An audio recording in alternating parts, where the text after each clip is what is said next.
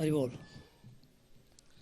ओम अज्ञानतिमिरान्धस्य ज्ञानञ्जनशलाकया चक्षुरुन्मीलितं येन तस्मै श्रीगुरुवे नमः। नमो विष्णुपदाय कृष्णप्रेष्ठाय भूतले श्रीमते भक्तिवेदान्त स्वामिति नामिने। नमस्ते सरस्वती देवे गौरवाणी प्रचारिणे निर्विशेष शून्यवादी पश्चात देश तारिणे।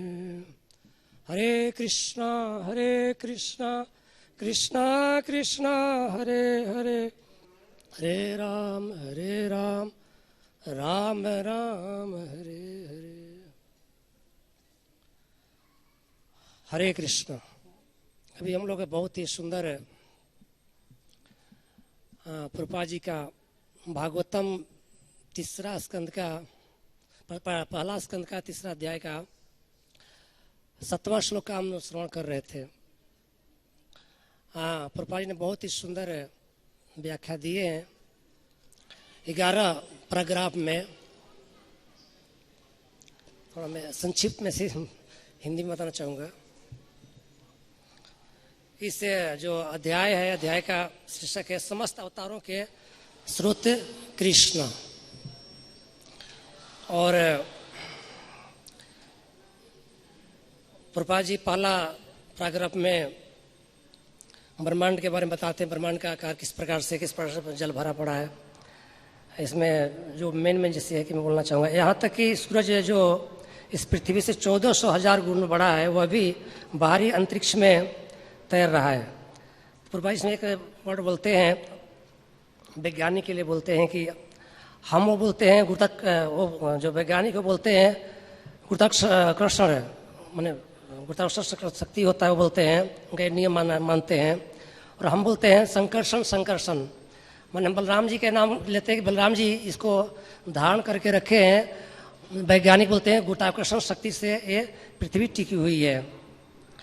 और दूसरा प्रोग्राम प्रभुपाद जी बोलते हैं, एग्जाम्पल फेमस प्रभुपाद की एग्जाम्पल है देते हैं मिस्टर फ्रॉग का, मेढक का देते हैं कि मेढक जो है वो एक कोई बताता है सागर के बारे में, अंटार्कटिका सागर इतना बड़ा है, तो जो कुआं के मेढक बोलता है कि नहीं इतना बड़ा नहीं हो सकता है, इसी कुआं जैसा हो सकता है। वो हमारी स्थिति है, हम ऐसा सोचते हैं इसे ब्रह्मांड के बारे में कि ब्रह्मांड हमारे नाप के बराबर ही है। प्रभुपाद जी अगला पैराग्राफ में बताते हैं, तीसरा पैराग्राफ बताते हैं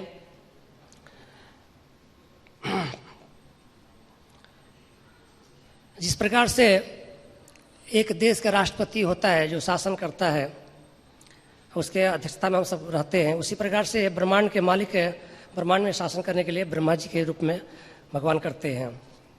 अगला पैराग्राफ बताते हैं प्रभुपाद जी, ये विशाल ब्रह्मांड में महाविष्णु के शरीर से अनेक छिद्रों से ये शरीर से निकलती रहती है। ये ब्रह्मांड के बारे में प्रभुपाद जी बताते हैं। अगला प्रकरण प्रभुपाद जी बताते हैं भगवान के अवतारों के बारे में। जयदेव गोस्वामी का प्रभुपाद जी मेंशन किया कि भगवान का अवतार किस प्रकार से अलग अलग रूप में होते रहता है। और अगला प्रोग्राम में प्रभुपाद जी बताते हैं कि जो भगवान का व्यवसाय है, जो भगवान कार्य है, वो जिस प्रकार से इंद्रियां के इंद्र हैं, इंद्र स्वर्ग के मालिक हैं, और देवता जो उनके इंद्र के जो एंटी होते हैं, असुर होते हैं, इसको हरि बोलते हैं। तो इंद्रिय स्वर्ग के राजा का शत्रु, इसका मतलब है कि राक्षस। मनुष्य की 2 अवस्थाएं हैं, मनुष्य मानवता अवस्था में देवता और असुर के रूप में रहता है। जो भगवान को मानता है, भगवान को स्वीकार करता है, वो देवता तुल्य होता है। जो भगवान को स्वीकार नहीं करता है वो असुर तुल्य होता है, जो इंद्रिय लिप्त रहता है। प्रभुपाद जी लास्ट में बोलते हैं कि जो लास्ट के पैराग्राफ में कि जो निष्काम भाव से भगवान का सेवा करता है बिना कुछ लिए, प्रभुपाद जी उदाहरण में दिया कि हमको $500 मिलता है और हमको आप $2000 दीजिए तो ज़्यादा अच्छा कर सकते हैं। इस प्रकार से भगवान का सेवा नहीं होता है। भगवान का सेवा निष्काम भाव से होता है अगर हम जितने निष्काम भाव से करते हैं वे भगवान प्रसन्न होते हैं और स्वीकृति देते हैं, उनको स्वीकार करते हैं। तो इस प्रकार से संक्षिप्त में बताया मैंने। आगे आज योगिनी एकादशी है। हम सभी एकादशी के महत्व को समझते हैं और बड़े गंभीरता से हम लोग एकादशी का पालन करने का प्रयास करते हैं। और एकादशी के ही दिन हम लोग प्रभुपाद जी के जो लीला चरित्र उसका गुणानुवाद करते हैं। तो आज जो हम चाहेंगे कि प्रभुपाद जी का लीला का पाठ करना, बहुत ही अच्छा प्रसंग चल रहा है इसमें।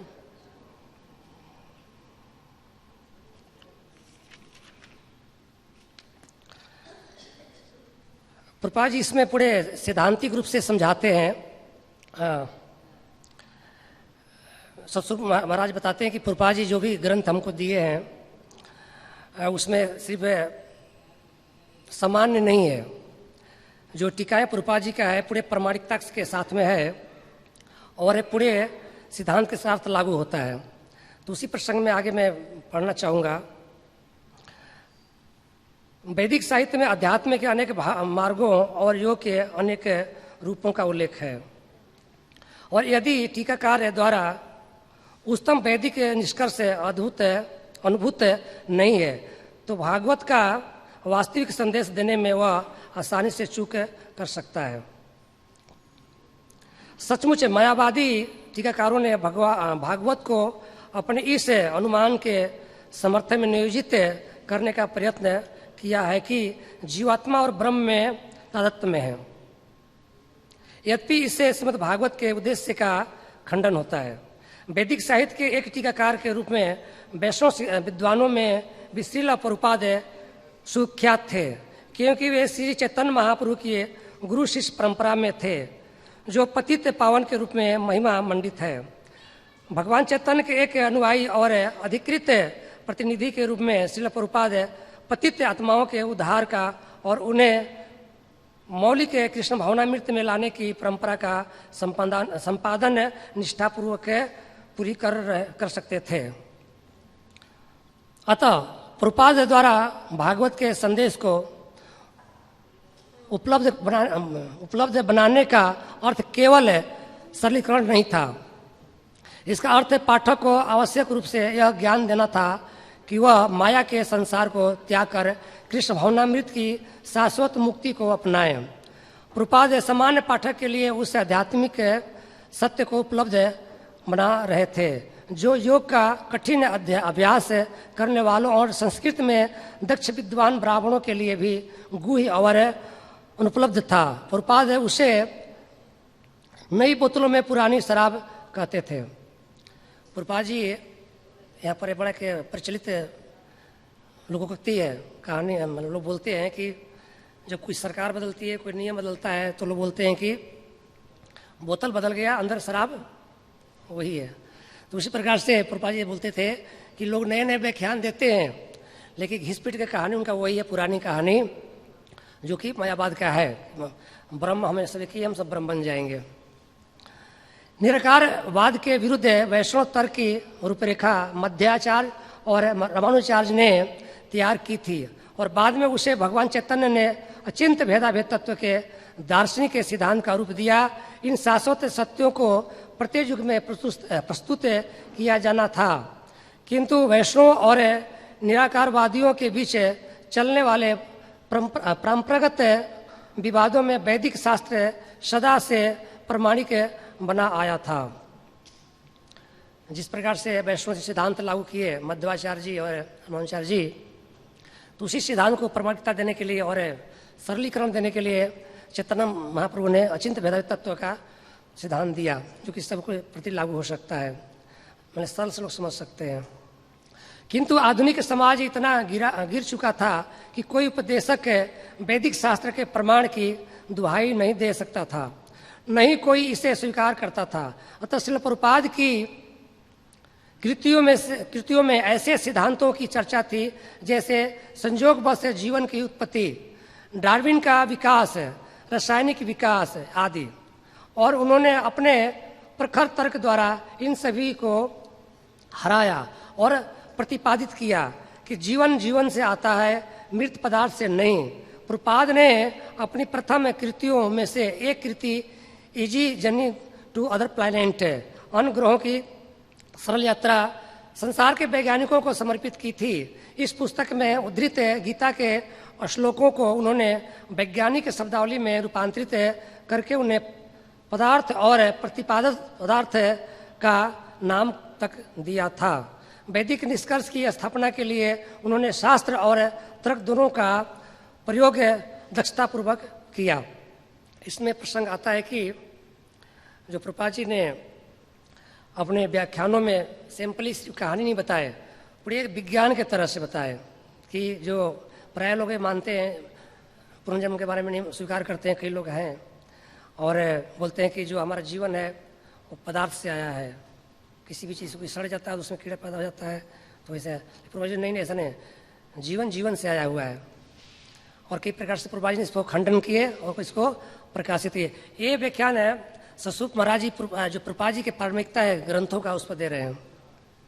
प्रभुपाद की कृतियों ने उन पाखंडी योगियों, गुरुओं और अवतारों के झूठे उपदेशों से भी लोहा लिया, जो इस कलियुग में भारत तथा पश्चिम दोनों में मिथ्या ज्वर के रूप में प्रकट हुए थे। उनकी कृतियों ने आधुनिक राजनीतिक संस्थानों की भी आलोचना की और विश्लेषण किया कि राजतंत्रों का पतन क्यों हुआ,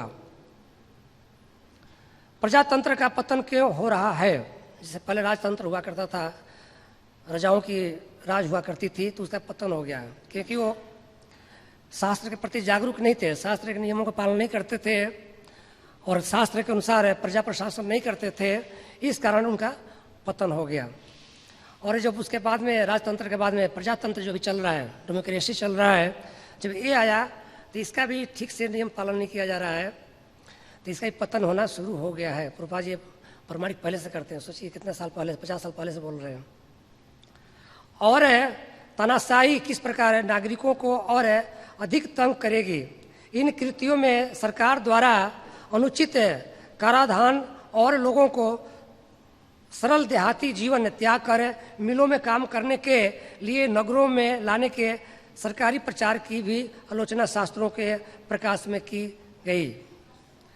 प्रभुपाद जी बोलते हैं कि जो आज की वर्तमान राजा हैं, सरकार जो भी बोले, वो प्रजा को तंग करेगी, आधुनिकता के नाम पर, भौतिकता के नाम पर, प्रोग्रेस के नाम के, विकास के नाम पर कर लगाएगी और बोलेगी सब घर से निकलो बाहर, पढ़ाई करके मिलों में काम करो। जो हमारी एक सरल जीवन है, जो एक मानवता का जीवन है, उससे हम विकृति होकर के, अलग होकर के परेशानी की जिंदगी जीने के लिए प्रेरित करेगी। अपनी यात्राओं में श्रील प्रभुपाद ने मानव समाज में व्याप्त पतन को देखा था, जौन स्वतंत्र मादक द्रव्य सेवन के अधुनातम रूप, पशु हत्या से संबंधित हितकर अपराध और मांस भक्षण। भगवत गीता के एक तात्पर्य में उन्होंने विशेष रूप से नाभिकीय नरसंहार की आशंका पर विचार प्रकट किया है। प्रभुपाद जी ने भगवत गीता के तात्पर्य में नाभिकीय जो परमाणु बम है, जिसको हम परमाणु बम बोलते हैं, उसके बारे में प्रभुपाद जी ने मेंशन किया, पहले से मेंशन किया है कि लोग इस तरह से विचार में लिप्त हो जाएंगे, नशा में लिप्त हो जाएंगे, तो उनकी बुद्धि क्या हो जाएगी, भ्रष्ट हो जाएगी, मतलब खराब हो जाएगी। जब बुद्धि जब खराब होता है तो फिर क्या करते व्यक्ति अपने पतन की रास्ता निकाल लेता है, पतन की तैयारी करता है, मरने की तैयारी करता है। तो फिर वो लोग क्या बनाएंगे, परमाणु को बनाएंगे, वो लोग बनाए हैं, फिर अपने को आग लगा लेंगे। प्रभुपाद जी इस पर एक मेंशन करते हैं, प्रभुपाद जी का वक्तव्य है, ऐसे लोग संसार के शत्रु माने जाते हैं क्योंकि अंतोगत्वा वे ऐसे अन्वेषण करेंगे या ऐसी कोई चीज बनाएंगे जो सब का विनाश कर देगी। प्रत्यक्ष रूप में यह श्लोक नाभिकीय आयुधों के आविष्कार की संभावना व्यक्त करता है, जिसके लिए आज का संसार गर्व अनुभव करता है। किसी भी क्षण युद्ध आरंभ हो सकता है और ये परमाणु आयुध विनाश कर सकते हैं। ऐसी वस्तुएं संसार के विनाश के लिए ही निर्मित की जाती है और यहाँ इसी की ओर संकेत है। मानव समाज में ऐसे हथियारों को खोज ईश्वर विहीनता के कारण की जाती है। इनका उद्देश्य विश्व शांति और समृद्धि नहीं है। प्रभुपाद जी बोलते हैं जोर दे करके, जब व्यक्ति अनिश्वरवादी होता है, ईश्वर से दूर जाता है, तो भगवान से तो चैलेंज करता ही करता है, इस प्रकृति से भी चैलेंज करता है, और जो प्रकृति में रहने वाले लोग हैं, जो यहाँ के निवासी हैं, उनसे भी चैलेंज करता है कि मैं आपको ख़त्म कर दूंगा, मेरा बात आप नहीं सुनेंगे। तो ये सब किस चीज़ की प्रामाणिकता है? एक ही प्रामाणिकता है कि अनिश्वरवादी होना, भगवान को न मानना। हम जब भगवान को, जो व्यक्ति भगवान को मानता है, भगवान को जीवन में स्वीकार करता है, सबसे पहले उसमें दया आती है। वो किसी को हित नहीं करना चाहता है, सबका हित करना चाहता है, सबको सुख देना चाहता है। लेकिन जैसे ही इसमें अनिश्वरवादी आता है, हम लोग अपने व्यवहार में भी देखते हैं, हम थोड़ा भी भटकते हैं तो आघात करना चाहते हैं। ये प्रभुपाद जी संकेत देते हैं अपने भाषा में। प्रभुपाद की आलोचनाएं सशक्त और प्रामाणिक थीं। एक सच्चे आचार्य के अनुरूप समझौता न करने की उनकी प्रवृत्ति प्रभावोत्पादक थी। वे ऐसे भीरू विद्वान नहीं थे जो किसी अज्ञात ऐतिहासिक संदर्भों का उल्लेख कर रहा हो, फिर भी उनकी कृतियों में प्रार्थना का विनीत स्वर था जो हृदय पर प्रभाव डालता था। कृष्ण के दशानुदास के रूप में उन्होंने हर एक से कृष्ण भावनामृत को अपनाने और शाश्वतता, आनंद और ज्ञान की अपनी मूल वैधानिक स्थिति को प्राप्त करने का अनुरोध किया। प्रभुपाद जी इस प्रकार से कोई आलोचना और किस प्रकार का कोई अपना मंतव्य नहीं थोपना चाहते थे कि मैं ये बोल रहा हूँ इसको मानो, सेंटिमेंट को मानो, चाहे क्या बोलते उसको। प्रभुपाद जी पूरे विनम्रता के साथ में जो सैद्धांतिक चीज़ है, जो हमारे आत्मकल्याण का चीज़ है, और हम जिससे भगवान को दासता स्वीकार करें, क्योंकि जीव का गति वही है जो भगवान को दास, अपने को भगवान का दास मानता है। सार तत्व ये प्रभुपाद जी कहने का पूरा सार तत्व ये कि कृष्ण ही स्वामी है, कृष्ण ही भगवान है, हम उनके सेवक हैं। जब तक कि हम स्वीकार नहीं करेंगे तब तक से सुरक्षित और सुखी नहीं होंगे। उसी का नाम है कृष्ण भावनामृत। कृष्ण का दास होना सार तत्व में बोलते हैं। कृष्ण भावनामृत अगर कोई पूछे कि इसका सार तत्व क्या है, इसका सारांश क्या है, तो हम ये बोल सकते हैं कि कृष्ण का दास होना कृष्ण भावनामृत है। तो प्रभुपाद जी बड़े विनम्रता से, बड़े सरलता से इस चीज़ को बताना चाहते थे। तो जो व्यक्ति थोड़ा भी भगवान के प्रति उनके सदाचार था, लगन थी, तो उसको स्वीकार किए। जैसे हम लोग जो भी यहाँ पर बैठे हैं उसमें से हम लोग भी हो सकते हैं कि उस बात को स्वीकार किए, नहीं भगवान ही सर्वस्व है, सब कुछ वही है, तो फिर हम प्रभुपाद के अनुगत आकर के प्रभुपाद के अनुयायी बने हम लोग। प्रभुपाद अपनी पुस्तकों को व्यवहार योग्य बना रहे थे, किंतु ऐसा करने के लिए सावधानी और गहन चिंतन अपेक्षित था।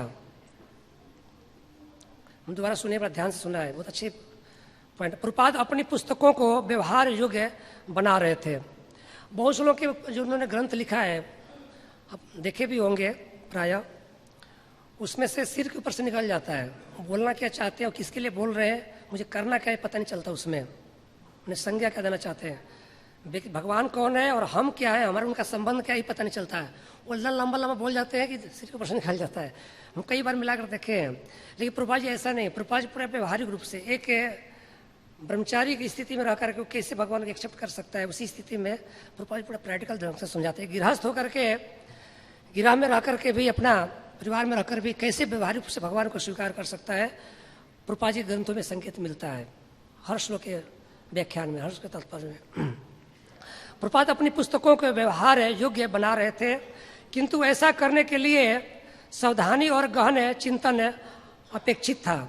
प्रभुपाद में एक पाठ संबंधी विद्वान की विचार मग्नता और एक दिव्य सामाजिक और राजनीतिक सुधारक की व्यवहार बुद्धि का अद्भुत मेल था। न जाने कितने विद्वानों ने भगवद गीता का अंग्रेजी संस्करण प्रस्तुत किया होगा, किंतु उनका एक भी पाठक कृष्ण का भक्त नहीं बना था। लेकिन प्रभुपाद की भगवद गीता यथारूप हजारों भक्त बना रही थी, है, इसमें थी या है। तो ये देखिए प्रामाणिकता है प्रभुपाद जी का इसमें, कि सतसुर महाराज बोल रहे हैं कि बहुत लोगों ने भगवद गीता के व्याख्यान दिया अंग्रेजी में और भी कई भाषाओं में, लेकिन एक भी भक्त नहीं बने। भक्त मतलब कि भगवान को सरेंडर नहीं हुए, अपने को दास स्वीकार नहीं किए। सिंपल ये समझना हमारे को कि भगवान ही स्वामी है, हम सेवक उनके हैं, ऐसा कोई नहीं बना। बहुत लोग बने तो मायावादी बन गए कि हम भगवान परमात्मा तो हम ही परमात्मा बन सकते हैं, ब्रह्मास्मि बहुत अभी भी है। तो लेकिन प्रभुपाद जी के ये विशेषता है कि भगवान को भगवान स्वीकार करना, अपने दास स्वीकार करना, ये प्रभुपाद जी गीता से ही ये चीज़ मिला सबको। प्रभुपाद ने बहुमूल्य वैदिक साहित्य को केवल प्रस्तुत ही नहीं किया, प्रत्युत उससे भी अधिक उन्होंने पश्चिम में जाकर न्यूयॉर्क नगर से आरंभ करके वैदिक साहित्य पर आधारित एक नई जीवन पद्धति को स्थापित किया। पीछे अभी 3-4 दिन पहले एक लड़का आया, हमारे रिश्तेदार को फ़ोन किया मुझे कि ये लड़का ना कुछ इंस्टीट्यूट में कुछ पढ़ना चाहता है, ज्वाइन करना चाहता है, तो इसको हेल्प कर दीजिएगा। तो मेरे पास आया था, रिश्तेदार का लड़का था, तो मैंने रसराज प्रभु के पास भेजा वहाँ देश में रहने के लिए। तो उसने मुझे से एक प्रश्न पूछा कि प्रभु जी आप बुरा तो नहीं मानेंगे? बोले नहीं नहीं बुरा क्यों मानेंगे, पूछो। तो बोला कि प्राय हम सब जानते हैं, चाहे प्रचार है कि विष्णु के अवतार कृष्ण होते हैं, प्रचलित है कि जितने भी अवतार विष्णु से हुआ है, लेकिन आप लोग कृष्ण के विस्तार विष्णु को मानते हैं। इस तरह से मैंने कृष्ण का सब मानते हैं, श्रुत मानते हैं। उस समय में जिज्ञासा बड़ा अच्छी थी उसके, सुना था क्या होगा। तो ये कहाँ से आया? देखिए ये जो जिज्ञासा आई है कि सामान्य व्यक्ति में, चाहे सामान्य लड़के में आया, यंग लड़के में आया, पढ़ने लड़के में, कहाँ से आया? ये प्रभुपाद जी के द्वारा आया। पहले हम लोग यही मानते थे कि विष्णु के अवतार सब होते हैं, लेकिन जैसे ही हम प्रभुपाद जी के संसर्ग में आए, प्रभुपाद जी के संपर्क में आए, प्रभुपाद जी ग्रंथों के संपर्क में आए, तो हमारे अंदर में जिज्ञासा आया कि ऐसे क्यों हुआ। फिर हम कन्विंस हो गए, इस चीज़ को स्वीकृति हमने स्वीकार किया और आगे इसका प्रकाश भी किया। तो एक प्रभुपाद जी से मिला। फलतः उन्होंने सर्वाधिक भौतिकवादी मनुष्यों को त्याग और भक्ति के मानदंड तक लाने का प्रत्यक्ष अनुभव प्राप्त किया। अतः उनकी पुस्तकें इन प्रत्यक्ष अनुभवों को प्रतिबिंबित करती है और अपने तात्पर्यों में उन्होंने कई बार उन कठिनाइयों और सफलताओं का वर्णन किया है जिनका सामना उनके भौतिकवादी समाज में आध्यात्मिक सिद्धांतों को प्रवेश कराने के प्रयत्न में हुआ था। श्रीमद् भागवत के 6ठे स्कंद में उन्होंने नारद मुनि को दक्ष द्वारा दिए गए उस समय के अभिशाप का वर्णन किया है। जब नारद मुनि ने दक्ष के पुत्रों को शुद्ध कृष्ण भावनामृत में दीक्षित किया था, तब ईर्ष्यालु पिता ने नारद को अपना शत्रु मानकर उन्हें अभिशाप दिया। प्रभुपाद जी के लेक्चर में भी है कि हम जब कृष्ण भावना में आते हैं तो बाकी तो छोड़ो, आप दूसरे जाति के, दूसरे धर्म के, तो बाकी दूर के लोग रहे, पड़ोसी दूर है, जो सगे पिता होता है भी दुश्मन बन जाता है। प्रभुपाद जी बोलते हैं, प्रभुपाद जी उदाहरण दिया कि जब प्रहलाद महाराज भक्त बने तो स्वयं पिता, उनका जो सगे पिता था, उनको पानी में डुबोने लगा। ऐसा है ना जी? जब प्रहलाद जी भक्त बने, भगवान के अनुगत हुए, तो सगे पिताजी पानी में डुबोने लगा। तो अगर आज भी कोई अगर इसका प्रतिरोध कर रहा है, विरोध कर रहा है, तो सामान्य बात है, हमको स्वीकार करना चाहिए चीज़ को। जब हम लोग भी भक्त बने शुरू में गांव प्रक्रिया में, तो हम लोग पिताजी भी गालियाँ देते थे और डरने लगे, दौड़ते थे मारने के लिए। तो ये कोई बड़ी चीज़ नहीं है।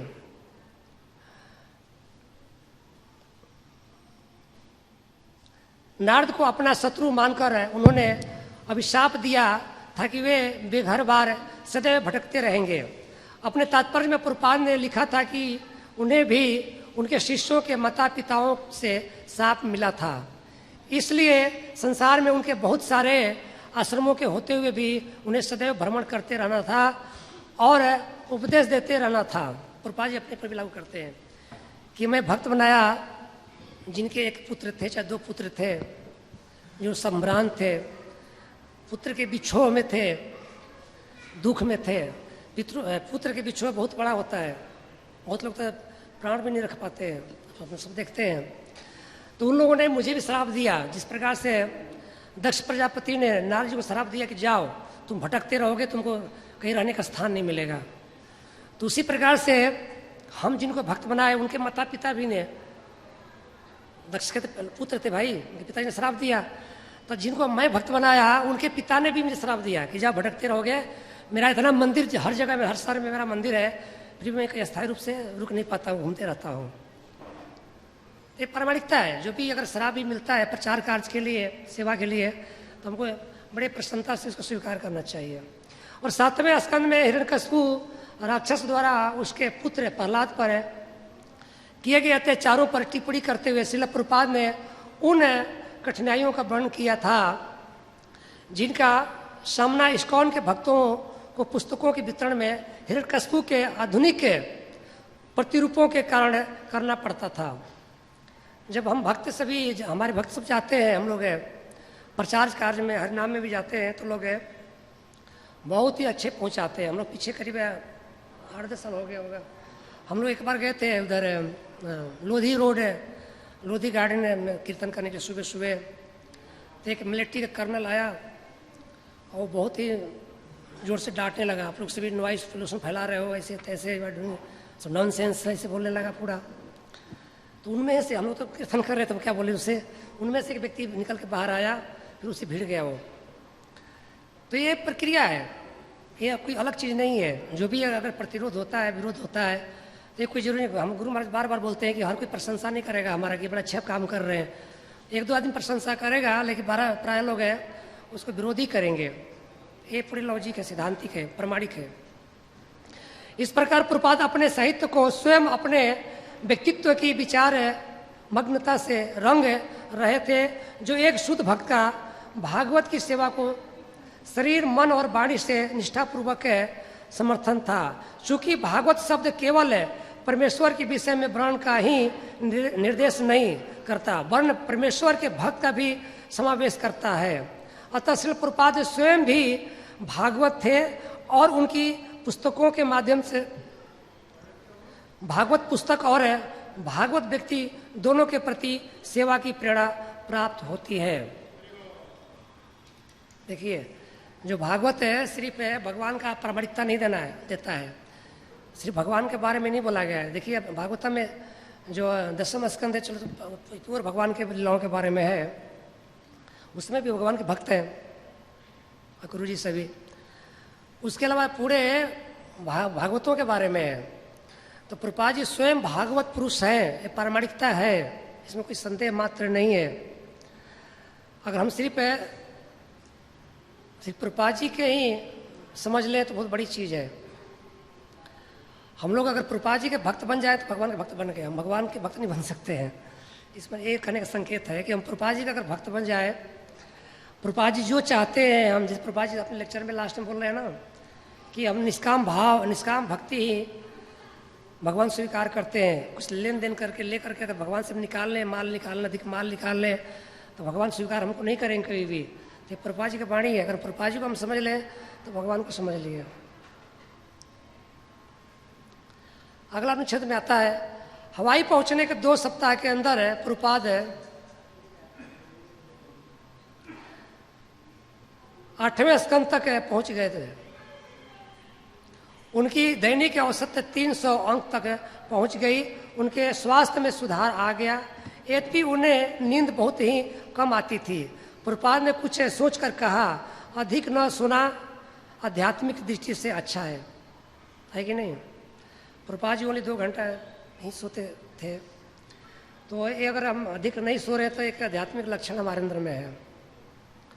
जो भी वर्तमान टाइम में भी हमारे जितने भी लीडर्स हैं, गुरु महाराज वगैरह, बहुत कम सोते हैं। जब यह समाचार प्राप्त हुआ कि एक मंदिर के अध्यक्ष और उनके जीबीसी के अधिकारियों के बीच समस्या उत्पन्न हो गई है, तो प्रभुपाद ने उसे एक अन्य कठिनाई का उदाहरण माना, जिसे उनके लेखन में जो उनके प्रचार कार्य का सबसे महत्वपूर्ण अंग था, बाधा होने जा रही थी। इसलिए उन्होंने सभी जीबीसी सदस्यों को संबोधित करते हुए एक पत्र लिखा। हम थोड़ा सा पत्र पढ़ेंगे, फिर बाद में पूरा करेंगे। मेरे प्रिय जीबीसी शिष्यों, प्रभुपाद संबोधन करते हैं अपने शिष्यों के लिए। मेरा शुभाशीष स्वीकार करें। गत 10 वर्षों से मैंने ढांचा तैयार करके दे दिया है और हम अब अंग्रेज साम्राज्य से अधिक हो गए हैं। अंग्रेज साम्राज्य भी हमारे जैसा विस्तृत नहीं था। प्रभुपाद समझ गए, प्रभुपाद बोल रहे हैं कि मैं 10 साल से प्रयास करके साम्राज्य को इतना फैला दिया कि उतना साम्राज्य अंग्रेजों का भी नहीं है। उसमें अंग्रेज कई देश गुलाम नहीं था ना, नेपाल भी गुलाम बगल में नहीं था, तो उतना गुलामी पूरा विश्व में अंग्रेज का शासन भी नहीं है जितना साम्राज्य हमारा फैल गया है। उनके पास विश्व का केवल एक खंड था और हमारा फैलाव अभी पूरा नहीं हुआ है। हमें अधिकाधिक असीम रूप में फैलते जाना है, किंतु मैं अब आपको स्मरण कराना चाहता हूँ कि मुझे श्रीमद् भागवत का अनुवाद पूरा करना है। यह हमारा सबसे बड़ा अभिदान है। हमारी पुस्तकों से हमारा सम्मान बढ़ा है। लोगों को मंदिर या गिरजा की उपासना में विश्वास नहीं है, वे दिन बीत गए हैं, किंतु निस्संदेह हमें मंदिरों को बनाए रखना है। मनोबल ऊंचा रखने के लिए यह जरूरी है। केवल बुद्धिवाद से काम नहीं चलेगा, व्यवहारिक शुद्धिकरण आवश्यक है। सिर्फ हमको विद्वान नहीं बनना है, बुद्धि को डेवलप नहीं करना है, हमको व्यवहारिक भी बनना है, ठीक है ना, सिर्फ अकड़ नहीं दिखाना है। ये प्रभुपाद जी अपने शिष्यों को पत्र में लिख रहे हैं। अतः मेरा आपसे अनुरोध है कि प्रबंधन की जिम्मेदारी से मुझे अधिक से अधिक राहत दें, जिससे मैं श्रीमद् भागवत का अनुवाद पूरा कर सकूं। यदि मैं सदा प्रबंध कार्य में लगा रहा तो मैं पुस्तकों का काम नहीं कर सकता। यह दस्तावेज की बात है, मुझे हर शब्द बहुत सोच विचार करके चुनना पड़ता है, और अगर मुझे प्रबंधन के संबंध में सोचना विचारना पड़ा तो मैं पुस्तकों के बारे में नहीं सोच सकता। मैं उन धूर्तों की तरह नहीं हूँ। प्रभा जी कैसे बोल रहे हैं? मैं उन धूर्तों की तरह नहीं हूँ जो जनता को धोखा देने के लिए दिमागी माया जाल रचते हैं। इसलिए मेरा यह कार्य पूरा नहीं हो सकता जब तक मेरे निजी सहायक जीवीसी के लोग मंदिरों के अध्यक्ष और सभी सन्यासी सहयोग न दें। मैंने अपने सर्वोत्तम लोगों को जीवीसी में रखा है और मैं नहीं चाहता कि जीवीसी के लोग मंदिर अध्यक्षों के प्रति असमानता पूर्वक व्यवहार करें। स्वाभाविक है कि आप मुझसे परामर्श करें, किंतु यदि मूल सिद्धांत ही गलत है तो काम कैसे चलेगा? कोई भी कार्य सिद्धांत से होता है। प्रभुपाद जी इतने प्रिंसिपल सिद्धांत सुंदर दिए हैं कि हम प्रभुपाद जी के 50% भी फॉलोअर्स ठीक से कर लें तो हम कहीं फेलुअर नहीं होंगे। ये प्रभुपाद जी मेंशन कर रहे हैं ना। इसलिए कृपा करके प्रबंधन कार्य में मेरी सहायता करें, जिसमें मैं श्रीमद् भागवत को पूरा करने के लिए समय पा सकूं। यह संसार को हमारी अस्थाई देन होगी। प्रभुपाद जी कितने गंभीरता से संबोधित करते हैं अपने शिष्य जीवीसी को, जो प्रशासन में उस समय थे, जो प्रभुपाद जी संगठन किया था एक मैनेजमेंट के लिए जीवीसी, उनको कि आप मेरा समय व्यय न कीजिए, प्रशासन आप सिद्धांत से करेंगे, जो मैं सिद्धांत बताया हूँ, किताबों का सिद्धांत बताया हूँ, तो करेंगे तो कोई कहीं दिक्कत नहीं आएगी। सिद्धांत हटके करेंगे, अपनी बुद्धि लगाएंगे तो काम खराब हो जाएगा। प्रभुपाद सार्थक तो ही बोल रहे हैं। तो इसलिए हम लोग को भी प्रभुपाद जी के अनुगत होकर के प्रभुपाद जी के जो ग्रंथ है उसको स्वीकार करना चाहिए जीवन में, तो हम कभी भी आपत्ति विपत्ति परेशानी में नहीं आएंगे। हरे कृष्ण।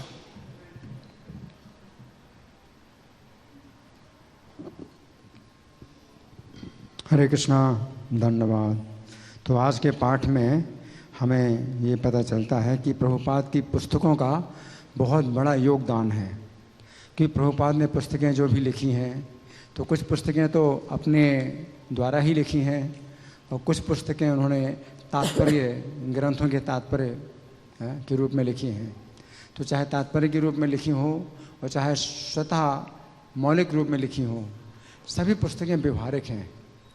इनमें जो है प्रभुपाद ने मतलब इस प्रकार से व्यवहारिक तरीके से जो अपनी बात प्रस्तुत की है कि कोई व्यक्ति अपने जीवन में उसको उतार सकता है और उसको समझ में आ जाता है कि जीवन का असली लक्ष्य क्या है। तो प्रभुपाद की बहुत विशेष है। तो यहाँ पर बताया गया कि गीता के जो है एक तात्पर्य में प्रभुपाद ने ये लिखा है कि वे लोग जगत का विनाश करने के लिए ऐसे जो नाभिकीय अस्त्र बनाते हैं।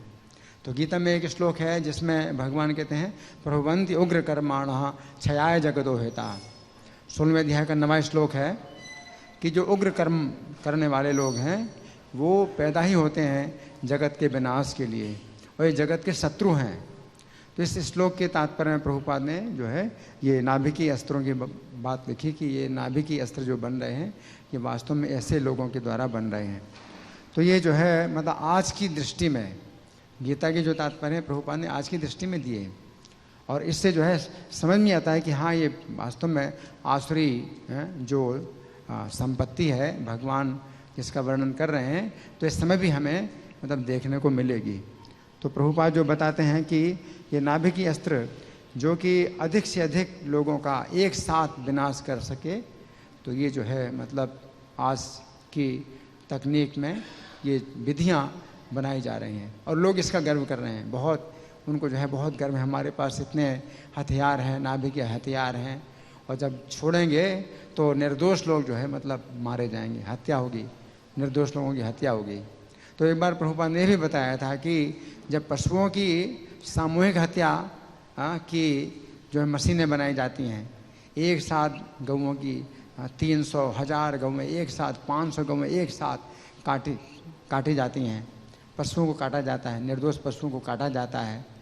तो इस कारण से ही भौतिक प्रकृति उनकी बुद्धि में ये विचार पैदा करती है कि तुम लोग अब जो है ऐसी ही विधियां तैयार करो जिनसे मनुष्यों की भी हत्या सामूहिक रूप से हो। तो प्रभुपाद ने इस बात को जो है मतलब बताया, कोई नहीं बता सकता इस बात को कि जो नाभिकीय हथियार क्यों बन रहे हैं। तो प्रभुपाद ने बताया कि चूंकि पशुओं की हत्या आप लोग सामूहिक रूप से कर रहे हैं, तो इसीलिए मनुष्यों की भी सामूहिक हत्या होने के लिए ये सब जो इंतजाम है ये हो रहा है। जो भौतिक प्रकृति है वो सहन नहीं करती है। तो आज की तकनीक का जो उपयोग है वो हम कृष्ण भावनामृत में करते हैं, तो उसका सदुपयोग है और इससे बहुत तेज़ी से आध्यात्मिक उन्नति होगी। लेकिन उसी तकनीक का उपयोग अगर हम गलत करते हैं तो उसका जो है बहुत गलत परिणाम, बहुत विनाशकारी परिणाम है। तो प्रभुपाद के जो ग्रंथ हैं, प्रभुपाद कहते हैं कि इस समय मंदिरों में लोग नहीं आते हैं, विदेशों में तो विशेष रूप से मंदिरों में आने की कोई प्रथा नहीं है कि वे मंदिर में जाएंगे। लेकिन जो पुस्तकें हैं इनका जो है मतलब बहुत उपयोग है, पुस्तकें जो है घर घर में पहुंचाई जाती हैं। लेकिन फिर प्रभुपाद कहते हैं कि इसका ये मतलब नहीं कि मंदिर बंद कर दिए जाएं, मंदिरों को जो है बनाए रखना है। प्रभुपाद कहते हैं कि मंदिरों को बनाए रखना है। तो जो जीबीसी हैं और जो मंदिर के प्रेसिडेंट हैं, तो प्रभुपाद के जीबीसी के जो सदस्य हैं उन्हें कभी भी ऐसा नहीं करना चाहिए कि मंदिर के जो अध्यक्ष हैं उनका सम्मान ना करें कि नहीं तुम लोग तो मंदिर चला रहे हो और इसका जो है ज़्यादा महत्व नहीं है और हम लोग प्रचार कर रहे हैं तो उसका ज़्यादा महत्व है। तो प्रभुपाद ने कहा दोनों की जो है बहुत आवश्यकता है, क्योंकि आप प्रचार कर रहे हैं लेकिन मंदिर में जो कार्यक्रम होते हैं तो वो जो है शुद्धिकरण, हमारी शुद्धिकरण के लिए बहुत आवश्यक है। अगर बाहर की जनता नहीं आती है, बाहर की जनता अगर नहीं आती है, बाहर की जनता अगर मंदिर से लाभ नहीं उठाती है, तो हमें जो है स्वयं अपनी शुद्धिकरण के लिए प्रभुपाद ये लिख रहे हैं। इसमें जो है जो प्रभुपाद का ये था बहुत अच्छा। प्रभुपाद कहते हैं कि लोगों को मंदिर या गिरजाघर की उपासना में विश्वास नहीं है, वे दिन बीत गए, किंतु निस्संदेह हमें मंदिरों को बनाए रखना है। मनोबल ऊंचा रखने के लिए ये जरूरी है, केवल बुद्धिवाद से काम नहीं चलेगा। हाँ, बुद्धिवाद से कि भाई आप जो है बहुत अच्छा प्रचार करते हैं, बहुत अच्छा प्रवचन करते हैं, आप कॉलेज प्रीचिंग करते हैं, आप यूथ प्रीचिंग करते हैं, तो ये सब जो है आप बहुत अच्छा कर रहे हैं, तो इससे काम नहीं चलेगा। व्यवहारिक शुद्धिकरण आवश्यक है, व्यवहारिक शुद्धिकरण आवश्यक है। मतलब मंदिर की जो साधना है, मंदिर के जो कार्यक्रम है, मंगल आरती है, क्लास है, कि हमारा शुद्धिकरण के लिए बहुत आवश्यक है। और नहीं अगर ये मंदिर आपके मतलब नहीं रहेंगे और मंदिर के कार्यक्रम में आप भाग नहीं लेंगे और आप केवल प्रचार में रहेंगे, तो ऐसे कई भक्त हमने देखे भी हैं कि मंदिर से दूर रह करके वो जो है पुस्तकें वितरण कर रहे थे और जो है उन्होंने मंदिर में आना ही एक प्रकार से बंद कर दिया, फिर वो जो है गिर गए, इसको छोड़ के चले गए। तो इसलिए ये नहीं सोचना चाहिए कि मंदिर की जो साधना है उसको हम मतलब एक तरफ रख दें और बस केवल पुस्तकों का वितरण करेंगे, केवल लाइफ मेंबर बनाएंगे या हम प्रचार करेंगे, कॉलेज प्रीचिंग करेंगे, तो ये चीज़ जो है मतलब ठीक नहीं है। ये दोनों विधियां हैं, पांचरात्रिक विधि और भागवत विधि, ये दोनों समानांतर होनी चाहिए। जैसे कि रेलगाड़ी जो है 2 पटरियों पर चलती है, तो एक पटरी से काम नहीं चलेगा, तो पांचरात्रिक विधि और भागवत विधि दोनों की बहुत आवश्यकता है ना। तो आप प्रचार को अगर ज़्यादा महत्व देते हैं और फिर आप कहते हैं कि नहीं मंदिर तो जो है मतलब बेकार है, मंदिर की पूजा की कोई आवश्यकता नहीं है, हम प्रचार को ज़्यादा महत्व देते हैं, तो वो उससे भी जो है आपका संतुलन बिगड़ जाएगा। और कोई व्यक्ति कहता है नहीं मंदिर की पूजा आवश्यक है, प्रचार की कोई आवश्यकता नहीं, तो सिर्फ आपके आध्यात्मिक जीवन का संतुलन बिगड़ जाएगा। तो दोनों साथ साथ चलना है, समानांतर चलना है। तो प्रभुपाद इस प्रकार से समझा रहे हैं, और भक्तों के लिए जो है ये बहुत आवश्यक है। लेकिन बाहर के लोगों के लिए जो मंदिर में नहीं आते हैं, लोग कहते हैं मंदिर में जाने की ज़रूरत नहीं है, भगवान सब जगह हैं, अज्ञान तो बहुत फैला हुआ है, लोग मंदिर में नहीं आते हैं, तो उनको किताब आप दीजिए, किताब जो है जा सकती है और हर जगह जा सकती है, भगवान का संदेश दिया जा सकता है। तो मंदिर तो मतलब एक स्थान में स्थित है, लेकिन किताबें जो है ये हर जगह जा सकती हैं, तो किताबों की भी बहुत आवश्यकता है। और प्रभुपाद कहते हैं मुझे भागवत को जो है पूरा करना है। अगर भागवत जो है पूरा हो जाएगा, प्रभुपाद तो भागवत पूरा नहीं कर पाए, लेकिन प्रभुपाद के बाद उन्हीं की आज्ञा से उन्हीं के शिष्यों ने भागवत पूरा किया, और भागवत सेट जो है अब आजकल मिल रहा है। तो अभी तो भागवत सेट आवश्यक हो गया है कि जो भी लाइफ मेंबर बनेगा उसको भागवत सेट दिया जाएगा।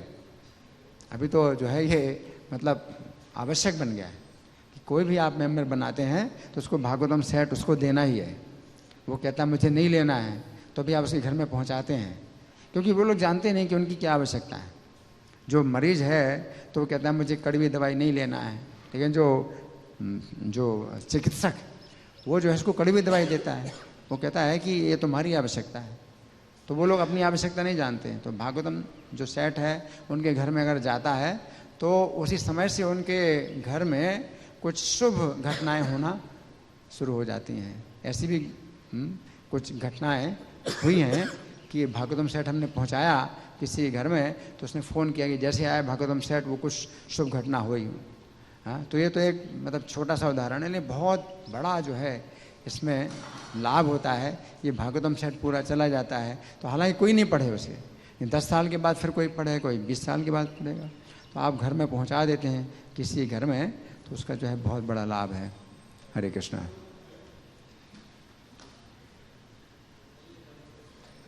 श्रील प्रभुपाद लीलामृत की, श्रील प्रभुपाद की।